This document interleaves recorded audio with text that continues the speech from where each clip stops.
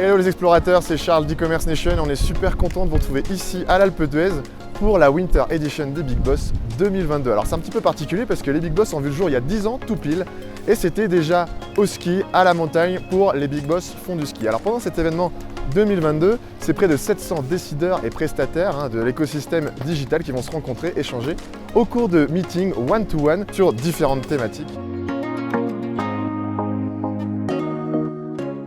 On se retrouve sur la Winter des Big Boss avec en ma compagnie Afid de chez Bircher. Merci de répondre à nos questions. Alors est-ce que dans un premier temps tu peux te présenter et nous présenter Bircher? Alors Bircher, c'est une entreprise familiale, c'est une entreprise suisse qui fabrique et conçoit des détecteurs pour les personnes et les véhicules. D'accord. Et toi du coup, quel est ton rôle au sein de Bircher? Alors moi je gère la filiale France, donc je suis directeur général de la filière France et je gère également la partie commerce sur la partie Europe du Sud, Moyen-Orient et l'Afrique.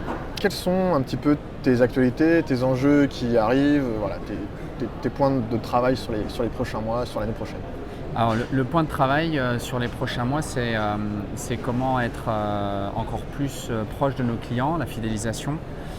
Ça c'est l'axe numéro 1 et comment encore mieux pénétrer les marchés des pays autour de la Méditerranée, notamment l'Italie, l'Espagne et le Portugal. Et du coup, quels sont vos clients? Il n'y a pas que le retail, c'est peut-être ici à la Winter le meilleur exemple de retail, mais il n'y a pas que le retail comme client. Je ne sais pas si tu as des exemples à nous donner. Alors on est en B2B, alors en fait comme on conçoit des détecteurs sur toutes les portes, les portes il y en a partout, donc concrètement nos clients ça va être les fabricants, les fabricants de portes, de trains ou autres, à partir du moment où il y a une porte. Ensuite il va y avoir des distributeurs également.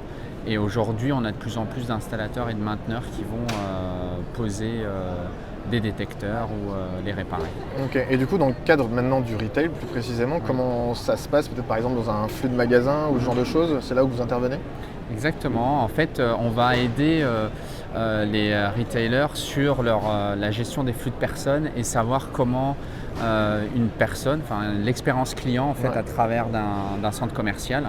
Donc on va avoir des détecteurs aux entrées de portes, que ce soit au niveau des parkings, au niveau des piétons pour entrer dans les boutiques, mais on va aussi avoir la capacité de mettre des détecteurs intelligents au sein des bâtiments pour pouvoir gérer le flux de personnes et savoir vers où ils vont et quelle est leur expérience.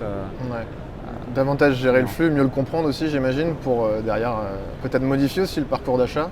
Ça c'est assez récent maintenant dans les magasins où justement on essaye de faire un parcours bien précis pour les clients. Est-ce que c'est sûrement dans cette logique-là que vous travaillez aussi avec le retail? Alors en fait c'est exactement ça la logique.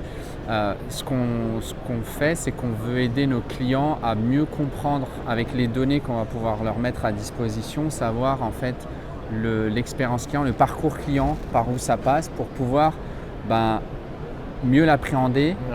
Et travailler avec ces données-là pour pouvoir apporter une expérience différente et dévier aussi ce parcours client pour qu'il puisse aller dans tous les magasins, par exemple, d'un centre commercial. Ok, et du coup, tu disais que vous partagez des données. Elles sont comment ces données justement? Est-ce que c'est du chiffre, c'est du visuel, de la vidéo, des flux avec des couleurs ouvertes, c'est là où il y a le moins de monde, et rouge, le plus de monde? Comment ça fonctionne? C'est un condensé de tout ça en fait. Okay. Voilà, c'est un condensé de tout ça. Après, ça va dépendre quel est le client qui va lire la donnée. Alors, c'est totalement conforme RGPD, ça c'est important de le dire. Et du coup, ça va dépendre de qui va prendre cette donnée-là. Si c'est par exemple le retailer qui veut juste savoir vers où passent les clients, de quel chemin vers quel chemin, en fonction de l'heure, en fonction d'un flux extérieur, d'événements extérieurs qui peuvent se passer autour du magasin.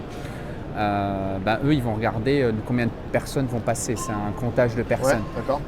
Ensuite si on va rentrer dans des bâtiments intelligents où on peut avoir un centre commercial et en même temps des bureaux au-dessus, eux ils vont gérer différemment en fait, ils vont gérer plus la masse, par où ça passe pour pouvoir optimiser encore mieux le flux pour l'adapter aussi quand c'est de l'existant.